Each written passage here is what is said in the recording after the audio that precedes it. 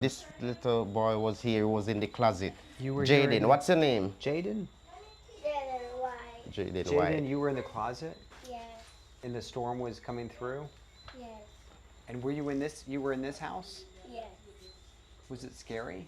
Yes. How old are you, Jaden?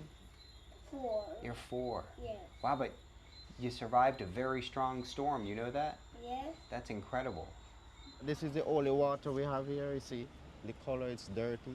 Do you feel like you're in shock or you're past shock now? Well, I experienced the hurricane and I was seeing it live. It was terrifying. I mean, like, traumatizing. It was very hard. The sounds, all the zincs flying around and the roof lifting off and we seeing Physically, everything. where were you? Were you hiding? Yes, we were on a little piece of decking and everything was going there and I have my daughter with me. Did you think you were gonna die? Well, yeah. Everybody think that way. Everybody have that mentality that they were gonna die.